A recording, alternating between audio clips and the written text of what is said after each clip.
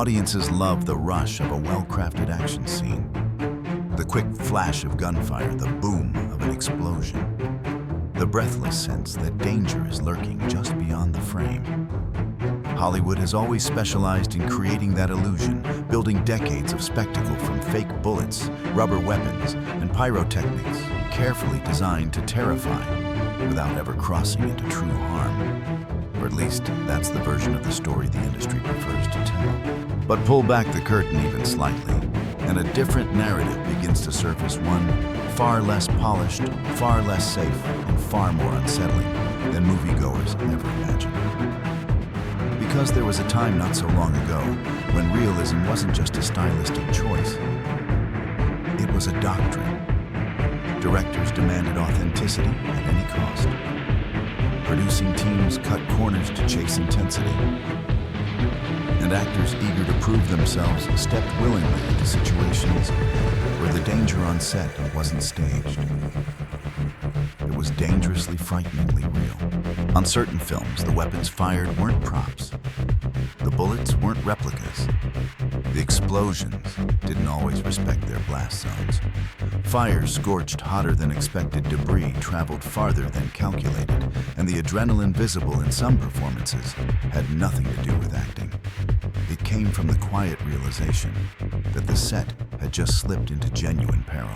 Some productions survived their recklessness with only minor scars. Others carried consequences that Hollywood still refuses to fully acknowledge. And woven through these stories is a singular, disturbing question. At what point does filmmaking stop being craft and start becoming hazard? Tonight we step into those shadows, into the productions that went too far, pushed too hard, and crossed a line no one should have crossed. This is a journey through 15 Hollywood action movies that used real ammunition, real explosives, and real danger, and left behind stories the industry wishes we'd forget. Fact 1. The Expendables 3. The shoot was supposed to be controlled chaos, loud, fast, explosive, but ultimately safe. Yet, during one of the film's most ambitious set pieces, the kind of stunt meant to showcase raw physicality over digital trickery, the situation slipped into something far more serious. Jason Statham, driving a massive customized military truck along the docks, was preparing for a planned plunge into the sea. Every department had rehearsed the movements, mapped the timing, and marked the stopping point precisely. What no one realized was that the truck's braking system had quietly failed. The moment the cameras rolled, Statham hit the brake and nothing responded. The heavy vehicle surged forward, gathering momentum, as the edge of the pier rushed toward him. Panic rippled across the crew. No one was close enough to intervene, and safety divers were positioned too far out to be of immediate help. In seconds, what had been a meticulously choreographed stunt became a life-or-death emergency. The truck tore off the pier and vanished into the water, with Statham trapped inside. His survival depended not on the planning of the production, but on his own athletic history. Years before Hollywood, he had been a competitive diver. That training surfaced instantly. He forced his way out of the sinking cabin, fought the pressure of incoming water, and managed to break free before the truck settled on the ocean floor. He surfaced, shaking out of breath and surrounded by crew members who had just watched a stunt collapse into near tragedy. The incident was quietly minimized, and the footage never appeared as originally intended. But for those who witnessed it, the boundary between performance and peril had never felt thinner. Would the next film on this list be any safer? Not even close. Fact 2. Rambo 3. By the time Rambo returned for his third cinematic mission, the production had embraced a philosophy that valued authenticity over caution. The crew shot in blistering environments, surrounded by dust heat and unpredictable terrain. It was a setup ripe for chaos long before the cameras even started rolling.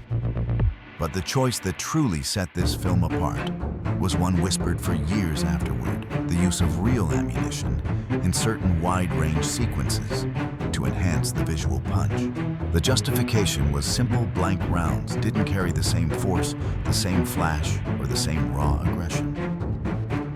But the risk was immense.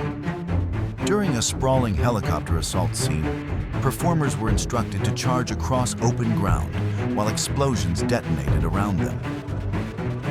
Many of these blasts were manually triggered by pyrotechnicians who relied on visual timing rather than precise electronic control. A single misread cue could send a burst of sand, metal, or flame into the wrong path. Crew members later recalled being hit by flying debris or knocked back by shockwaves far stronger than expected. One stunt performer reportedly collapsed after a blast sent a tremor through the ground, unbalancing him mid-stride. Stallone himself admitted that the artillery simulations were powerful enough to rattle the earth beneath his boots, something he claimed no artificial effect could replicate. Ironically, much of the dangerous footage didn't even survive the final cut. Editing choices trimmed down several explosive beats for pacing, leaving only fragments of the chaos the cast endured. The film emerged polished, stylized, and undeniably intense, but the hazards behind the scenes far exceeded anything the audience ever saw. And as dangerous as it was, an even older production would go further still. Fact 3. The Wild Bunch, 1969. Sam Peckinpah's revisionist Western is celebrated for redefining cinematic violence. But few viewers know that the danger on screen was matched by genuine risk behind the camera. Peckinpah pursued realism with a fervor that bordered on obsession. He believed violence should feel uncontrolled, messy, unpredictable, alive. To achieve that, he authorized the use of live ammunition in certain long-distance shots, arguing that blanks couldn't deliver the necessary impact or authenticity. This decision placed the crew in a precarious environment. During the film's monumental final shootout, technicians installed thousands of Squibb's debris rigs and timed explosions amid a dusty courtyard. The chaos became so dense that visibility dropped and ricochets from distant gunfire occasionally struck metal props, sending shards flying. One camera operator vowed never to work on a Peckinpah film again after diving behind equipment to avoid a stray fragment. The practical effects team struggled to maintain control as windstorms rolled in, disrupting the delicate timing of the blasts. Squibb's misfired dust clouds swallowed performers, and extras found themselves scrambling through smoke and falling debris. Yet Peckinpah insisted on pushing forward, convinced that the authenticity of the mayhem depended on its unpredictability. Actors later confessed that filming felt less like choreography and more like navigating a genuine battle. Their expressions of fear, exhaustion, and shock, praised by critics for their honesty, were often reactions to real danger unfolding just feet away. Hollywood would eventually celebrate The Wild Bunch as a masterpiece. But beneath its acclaim lies a stark truth for several heart-stopping moments. The film wasn't simulating violence. It was surviving it. Fact 4. Full Metal Jacket. Stanley Kubrick's demand for absolute precision often gave his sets a strangely clinical quality, controlled, deliberate, calculated. But the irony of Full Metal Jacket is that one of its most unsettling hazards grew from chaos he couldn't fully command. The abandoned gasworks complex, chosen as the stand-in for wartime Hugh, was a labyrinth of concrete tunnels and hollow industrial chambers, each one amplifying sound like a cannon. When the pyrotechnics team introduced explosive charges to simulate incoming fire, Kubrick approved them and then nudged them toward greater intensity. The result was a battlefield constructed inside walls that trapped every shockwave. During the sniper sequence, tiny detonators were placed behind pillars and broken masonry designed to mimic the brutal crack of bullets hitting stone. Their force exceeded expectations. Cast members described the blasts as so sharp they could feel vibrations deep in their ribs before hearing the sound itself. One incident nearly halted the shoot. A charge triggered a fraction of a second out of rhythm, sending chunks of debris skittering across the floor. A camera operator caught a fragment on his arm and had to be treated on set. Kubrick adjusted the choreography but refused to tone down the explosions, insisting their rawness heightened the tension. Actors endured take after take as smoke thickened. Dust clung to their faces, and their ears rang from repeated detonations. The exhaustion etched into their performances, the vacant stares, the heavy breathing reflected not just character work, but the toll of surviving wave after wave of concussive force. And yet, compared to what awaited on another production, this was only a warning shot. Fact 5. Black Hawk Down. Ridley Scott envisioned Black Hawk Down not as a staged war drama, but as a sensory onslaught, a portrayal of modern combat that left no room for artifice. Filmed in Morocco, the production operated in a vast outdoor arena filled with real military vehicles, functioning helicopters, and an arsenal of pyrotechnics large enough to simulate urban warfare on a massive scale. Every detonation, every plume of fire, every collapsing wall was built practically. The danger emerged in the unpredictability of combining aircraft dust and live heat explosions. During a sweeping helicopter pass over the marketplace, set smoke from ground charges collided with rotor wash, creating a blinding vortex. A stunt performer sprinting through the haze struck scaffolding concealed by the smoke and suffered fractured ribs. Several crew members admitted afterward that for those moments they weren't acting, they were disoriented and trying not to get trampled or burned. The gunfire sequences were no safer. Weapons loaded with full power blanks discharged so rapidly that the sound bounced off the stone buildings like thunder. One sound technician experienced temporary hearing loss despite protective gear. Meanwhile, Humvees barreled through narrow streets as charges detonated around them, the concussive force shaking the ground under the cast's feet. Scott insisted that the chaos was necessary, arguing that authenticity required discomfort. The intensity paid off visually, but the set frequently edged into real peril. The cast later compared the shoots to endurance tests, with each scene demanding both physical resilience and an awareness that one misstep could place them in the path of a blast. Still, another film would prove that even urban warfare couldn't rival the hidden dangers of Hollywood's corporate towers. Fact 6. Die Hard. When production began on Die Hard, no one expected the film to redefine action cinema or to expose its star to genuine physical consequences. Shot inside the real Fox Plaza building, the production chose not to rely on safe, spaced-out pyrotechnics. Instead, many explosions were set within tight hallways and office rooms, magnifying their power through confined acoustics. Bruce Willis bore the brunt of this choice. During a hallway gunfight, a rifle loaded with high-pressure blanks discharged only a few feet from his ear. The resulting shockwave ruptured part of his eardrum, leaving him with permanent hearing loss. Cast members later said that the concussions from indoor gunfire were more intense than anyone had expected, even with safety protocols in place. Then came the glass scene John McClane running barefoot across broken shards. To achieve the effect, the crew mixed sugar glass with sections of real laminated safety glass. Willis performed multiple takes, each one leaving small cuts on his feet.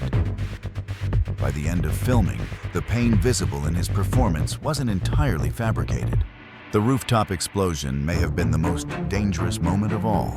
The blast rig, designed to simulate the helicopter fireball, sent a shockwave downward, powerful enough to shatter windows several floors below, setting off alarms and briefly convincing building staff that an emergency was underway. The film's relentless realism made it iconic, but behind that realism was a series of risks that blurred the line between performance and genuine hazard. Fact 7. The Crow. Few incidents in Hollywood history echo as tragically as the one that unfolded on the set of The Crow. The production wasn't conceived as a dangerous project.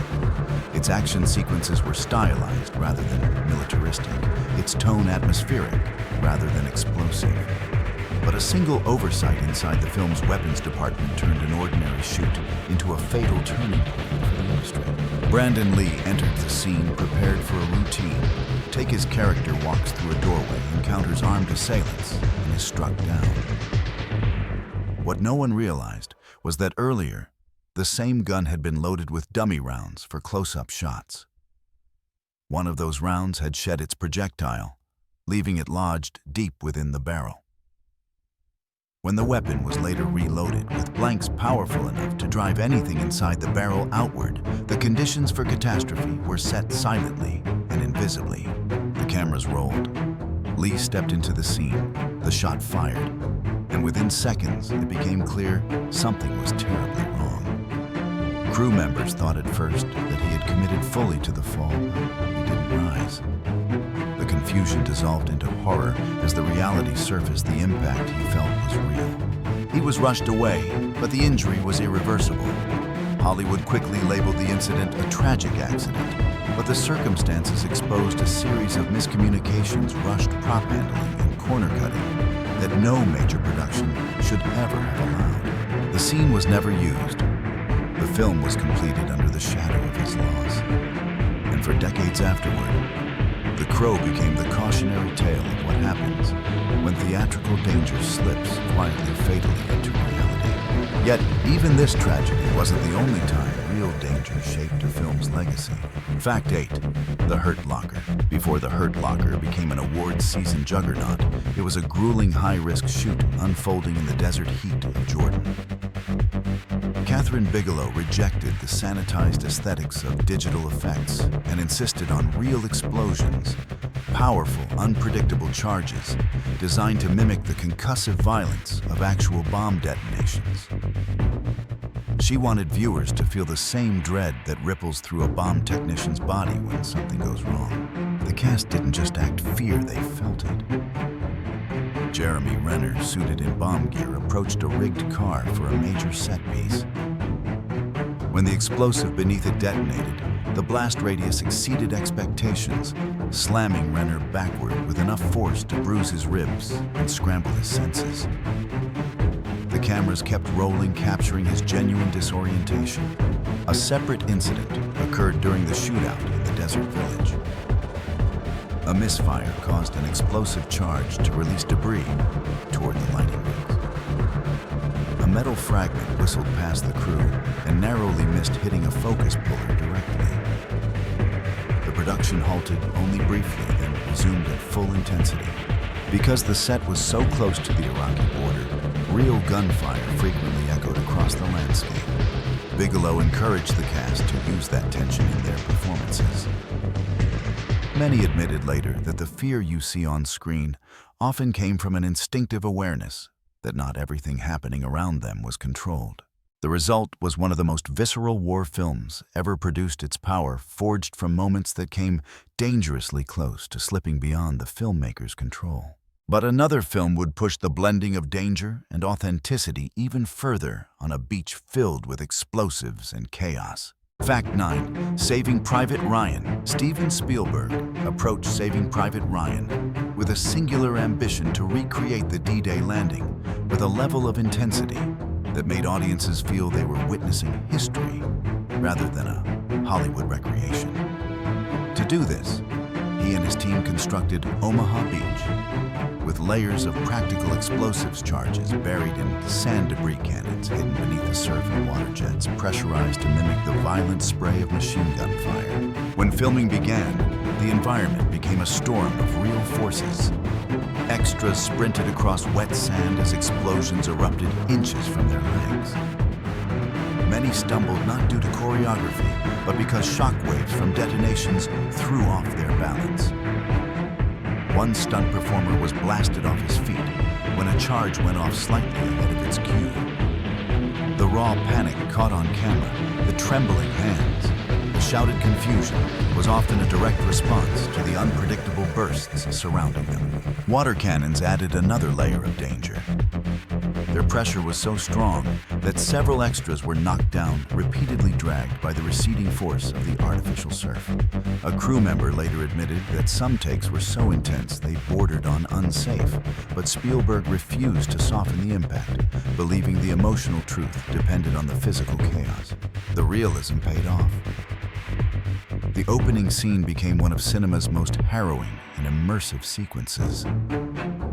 But behind the acclaim lies a reality Hollywood rarely acknowledges. In the quest to portray war honestly, the production came closer to actual danger than most audiences will ever realize. And the next film would raise the stakes yet again, with a helicopter, a bridge, and a director notorious for pursuing danger at full speed.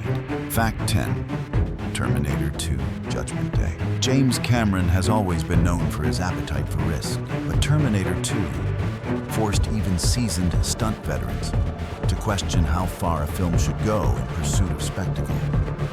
For the movie's high-adrenaline helicopter chase, one of the most daring sequences ever attempted, Cameron insisted on authenticity that pushed aviation safety to its edge. A real police helicopter was flown through a narrow industrial corridor at dangerously low altitude, piloted by Chuck Tamburro, who already had countless flight hours under his belt. When Tamburro hesitated at Cameron's request to dip the aircraft even lower, low enough that its skids seemed to brush the ground, the director famously warned that if Tamburro refused, he would find a pilot who wouldn't. Reluctantly, Tamburro agreed. What followed was a terrifying, breathtaking stunt. The helicopter roared beneath an overpass, barely clearing the concrete belly overhead, while massive pyrotechnic charges exploded along the sides of the route. Each detonation spat heat and debris into the air, buffeting the helicopter harder than intended. Crew members watching from a distance instinctively ducked, believing they were about to witness a catastrophic crash. Had the rotor dipped even slightly or the aircraft shifted at the wrong moment, the chase would have ended with disaster. Instead, the shot became one of the film's most iconic images, its intensity born directly from the dangers surrounding it. Cameron later admitted he would never attempt such a stunt today. But at that moment, in the heat of production, the pursuit of realism outweighed every caution. And still, Hollywood had another film coming on, where the danger didn't come from the sky, but from the streets of a living city. Fact 11. Heat. Michael Mann didn't want a stylized action sequence in Heat. He wanted something that felt like an actual gunfight erupting in the center of Los Angeles. For the film's legendary downtown shootout, Mann trained his actors like tactical officers, teaching them real reload techniques and combat maneuvers. But the authenticity didn't end there. The guns were loaded with full-power blanks, and the echoes of their fire ripped through the urban canyon with shocking force. The blast from Val Kilmer's rifle alone became so iconic that it is still studied by military instructors today. But behind the scenes, the sound was more than impressive. It was dangerous. The intensity of rapid-fire blanks generated hot debris that scattered unpredictably. During one take, a spark landed on a crew member's pant leg, burning a hole clean through before he managed to put it out. Cars rigged for explosion ignited earlier than planned, when muzzle flashes triggered heat sensors and flames licked the edges of the set before the stunt team intervened. Residents in nearby buildings, hearing what sounded like a real firefight called 911, repeatedly unaware that they were listening not to crime, but to filmmaking. What resulted was a scene so grounded and visceral that audiences still cite it as one of the most realistic gun battles ever filmed.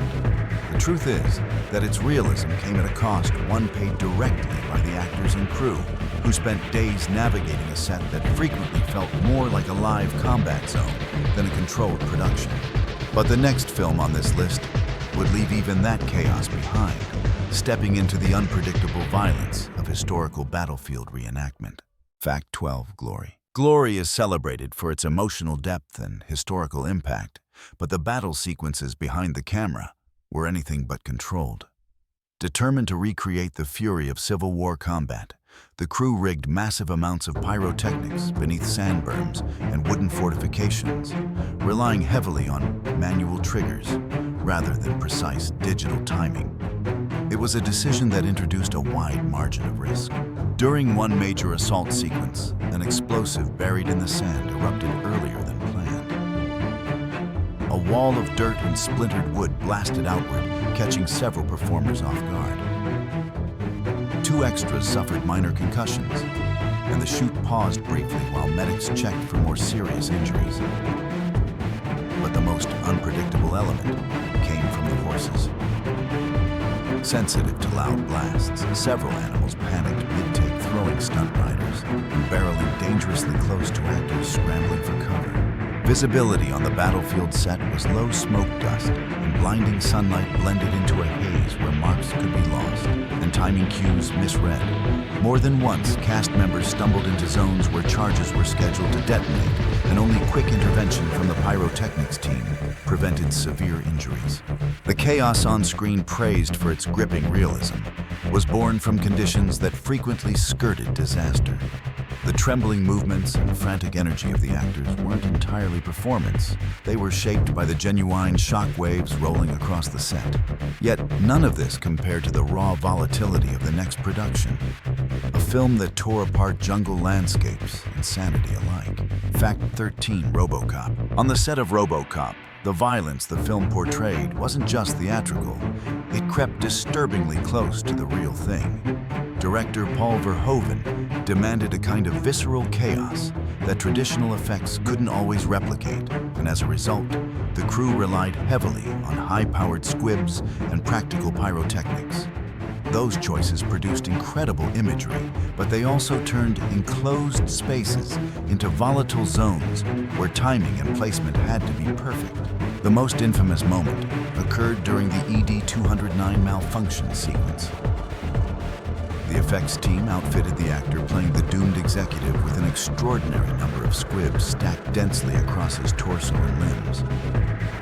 Verhoeven wanted an escalating crescendo, more blasts closer together faster than the pyrotechnicians felt comfortable with.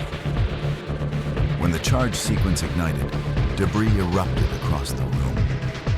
Sparks ricocheted off walls and equipment, and a few detonations veered off their intended trajectory, startling nearby crew members who instinctively shielded themselves. Meanwhile, Peter Weller, locked inside a suffocating, heat-trapping RoboCop suit, often had trouble seeing the ground around him. During one warehouse gunfight, he stepped too close to a blast marker. When the charge ignited, the shock nearly knocked him over, sending him staggering towards sharp metal props. The suit protected him physically, but it couldn't prevent the bruising impact of the explosion. Resetting these scenes proved equally hazardous. Verhoeven's urgency meant quick turnaround sometimes before the team had fully inspected every device. Several crew later admitted the set felt like a place where the wrong move could easily result in serious injury. The finished film became a landmark in action cinema, praised for its intensity, but behind its success lies a truth rarely discussed. The line between fiction and real physical danger was uncomfortably thin. Even so, the next production pushed that line into pure cinematic infamy. Fact 14, Apocalypse Now. Apocalypse Now wasn't simply a film shoot. It was a descent into creative madness. A project where Francis Ford Coppola battled weather logistics, military cooperation, and his own towering ambition. The Philippine jungle, lush and volatile, became the backdrop for one of the most dangerous productions ever attempted. In the midst of heat storms and unpredictable terrain, Coppola orchestrated scenes that felt less like simulation and more like barely managed chaos. Nowhere was this clearer than in the helicopter attack sequence set to Wagner's Ride of the Valkyries. The helicopters, piloted by active Philippine military personnel, were not props. They were combat-ready aircraft, and the pilots were intermittently called away to real operations, forcing Coppola to improvise flight formations on the spot. This instability made the already risky aerial choreography even more precarious. Below the helicopters, the tree line was rigged with enormous fireballs meant to simulate napalm strikes. Tropical gusts shifted without warning, pushing erupting flames sideways. In one take, a blast sent a wave of heat dangerously close to a helicopter's flight path, causing it to wobble midair. The moment is visible in the film, a brief but chilling reminder of how close disaster truly was. The production suffered further when a typhoon ripped apart sets, scattering equipment and flooding locations. The explosive rig, saturated with moisture, became unpredictable. Charges misfired, detonated unevenly, or refused to ignite until conditions changed unexpectedly. Coppola refused to abandon the shoot. He rebuilt, reset, and dove back into the chaos. The resulting film became a masterpiece, its nightmare-soaked energy inseparable from the turmoil that shaped its creation. But there was still one more production where the danger felt intimate, woven directly into the ground beneath the actor's feet. Fact 15, Platoon. Oliver Stone infused Platoon with the weight of personal memory drawing directly from his experience as a soldier in Vietnam. To capture that authenticity, he immersed his cast in the unforgiving environment of the Philippine jungle, subjecting them to the same exhaustion and disorientation he remembered from real combat. But the pursuit of realism carried consequences the cast couldn't fully anticipate. The explosive work was intense. Squibs with unusually strong charges were buried beneath layers of soil and foliage designed to erupt violently during ambush scenes. In one instance, a detonation launched a piece of tree bark through the air, slicing into the gear of a stunt performer. Another charge destabilized by overnight erosion hurled debris farther than projected, narrowly missing Charlie Sheen as he crawled forward through the undergrowth. Visibility was a constant problem. Dense vegetation obscured markers, and actors sometimes drifted too close to active blast zones. The pyrotechnics team remained on edge, aware that a single misstep or mistimed cue could result in a serious accident. The fatigue and fear visible on camera were more than clever acting techniques. They were shaped by real physical demands. The sweat, the trembling, the frantic reactions all came from performers who were not just portraying combat, but surviving an environment laced with genuine risk. Stone achieved the gritty realism he sought, but the cost was a production that at times felt less like Hollywood and more like a reenactment of danger itself.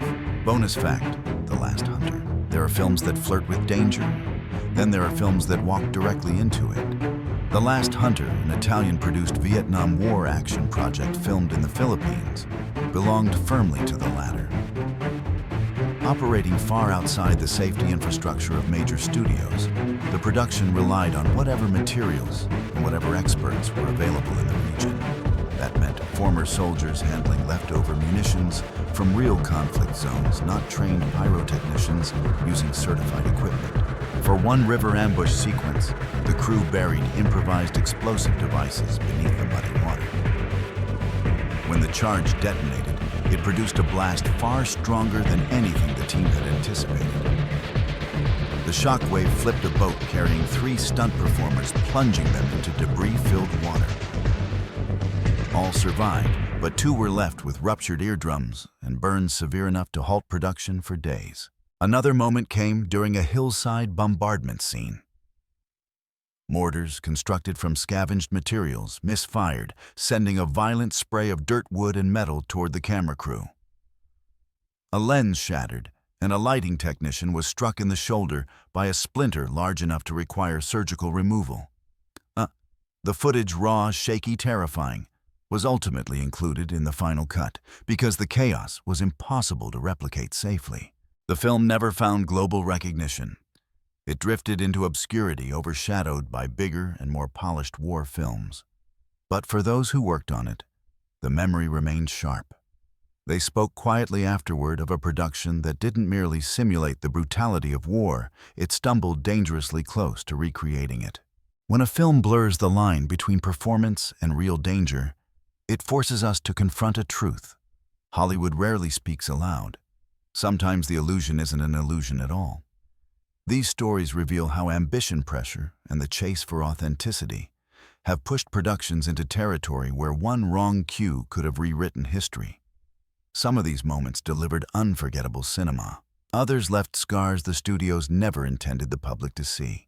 But now that you've looked behind the curtain, the question becomes yours to answer. Which of these moments struck you as the most shocking? Do you believe the pursuit of realism can ever justify risks like these, or should some lines never be crossed? Tell me what you think.